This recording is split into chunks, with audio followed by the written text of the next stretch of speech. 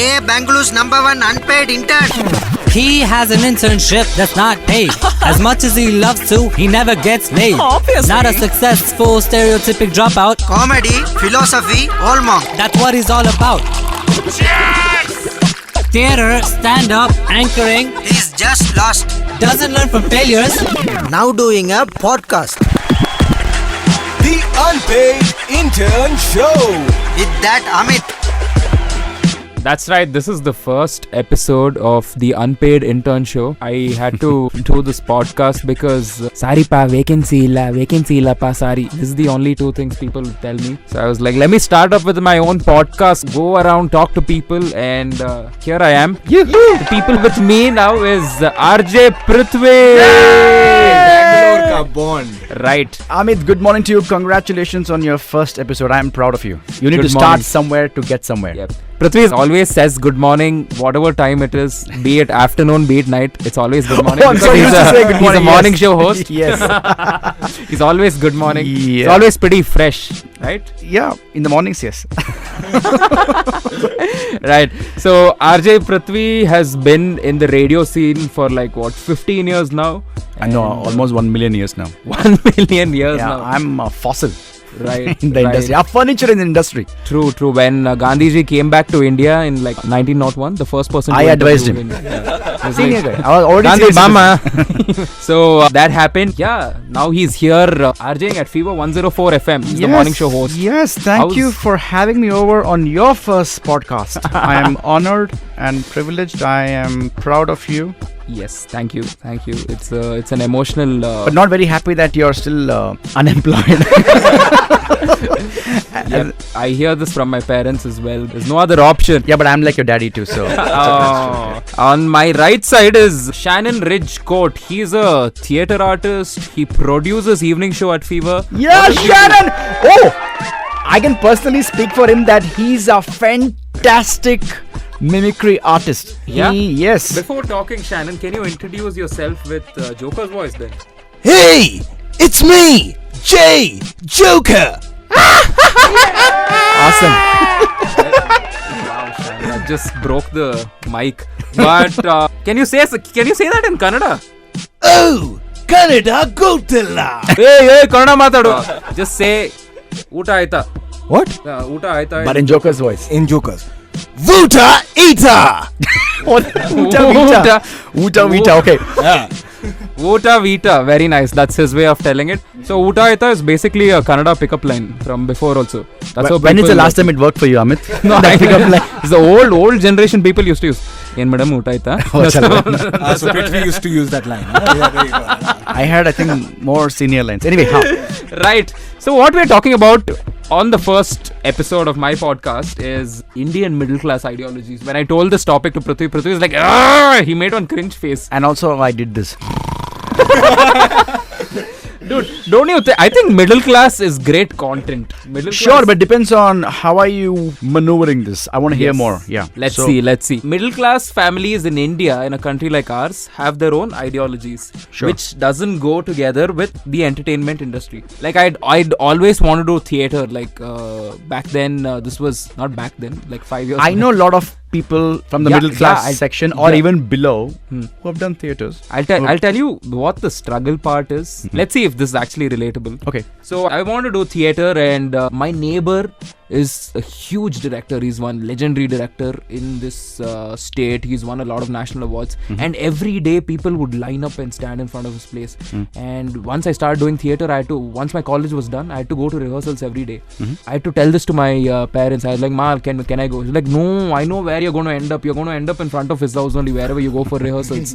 Okay. This was something that this is the ideology they have about entertainment industry, be it anything. When I told her I want to work for radio, she's like, radio is fine, but full time what you will do?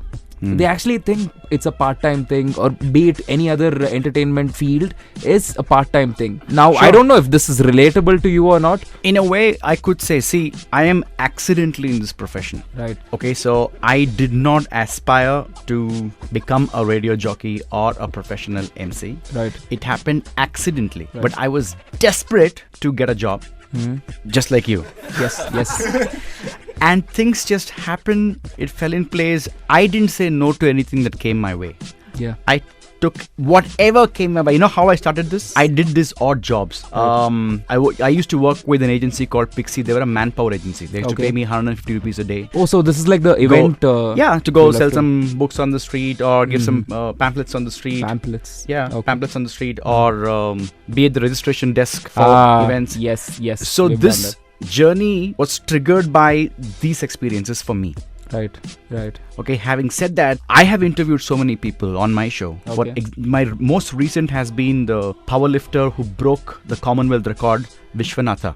Right. He comes from Kundapura. Kundapura, Mangalore. Yeah. Huh. You know why he came to the studio? He didn't have enough money to take part in Canadian powerlifting championships. Right.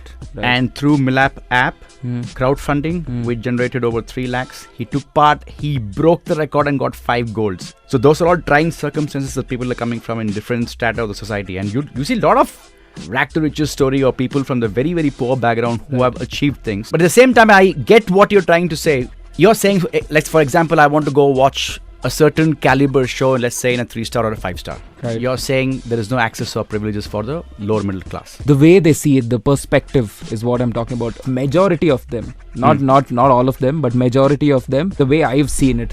When you were starting all of these things, how was it for you? How was the encouragement? Fortunately, my parents are very progressive. They never said no to anything I wanted. Okay. And frankly, they had no clue what I'm capable of doing. Neither did I. I pursued tennis for a very, very long time. I was guilty. Oh yeah, you were in tennis. Yeah, I was ranked in the country, in the state. I was on the verge of getting a world ranking, but Damn. I failed overall. It was not a successful career at all. Right. I was guilty of overspending and taxing my dad's money. I was really, really guilty. I was very uncomfortable feeling. Right. I am glad for whatever I'm doing right now. This is a happy space for me. That was years and years of losing, failure and depression. So now I really celebrate life in every which way, in everywhere it comes. So you had encouragement, all of it. For generally people, it's a hurdle outside because it's a hustle outside. Yeah, that mostly might come from the parents or... if it's a hustle inside as well from the family, that will be like a double hustle. True. Like it's, that I agree, yes. That's something. Sure, and also I'm glad that you actually felt guilty about something like that, because a lot of people don't feel guilty about this. A lot of my own friends are just still chilling listening at to you home. right now. Yeah. What do you think about this, Shan? I think like Prithvi, my parents also were very encouraging. Yeah. They knew that, okay, we didn't come from a family of doctors and engineers. But I think when I was small, I used to always take part in co-curricular activities, and I was actually really good at that. Right. I used to be part of the theatre.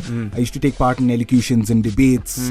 So when I was looking for a job, I was just looking at, hey, what could suit my skills best? Right. And I think that's very important, because that's why my parents gave me a lot of encouragement. Right. How I got into radio also was really by accident. Yeah. I was in college and I figured out, hey, I'm not doing what I want to do, and there was an assignment where we had to create a podcast. Yeah. And I was like, okay, Everything relates at one point of time. yeah, I guess everything conspires. And I was like, what do I make? Yeah. And I knew I was good with impersonation, so I created a podcast where I talk to different characters, and these characters are voiced by me. Wow. And the response was really good, and I was like, hey, I really enjoyed the process. And I made my parents hear it. My teachers also told me the same thing. They're like, hey, you do have a spark, so why not give it a shot? Yeah. And that encouragement went a very long way. In fact, how I got into radio was I sent this podcast to another RJ. He's part of Radio 1. His name is Karan.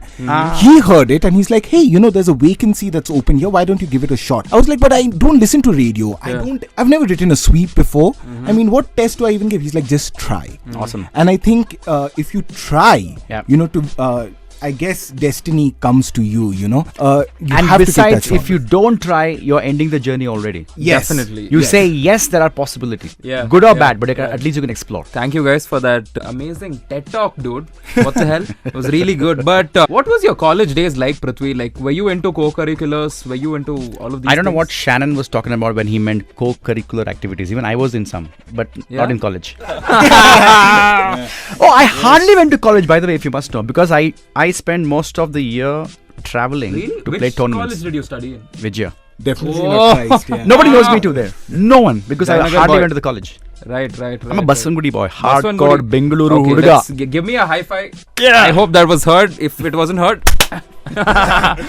So Baswangudi is the best. I love Baswangudi. There's South Bangalore, There's Vidyarthi Bhavan. There is Brahmins. I'm a Cafe. hardcore Kannadiga.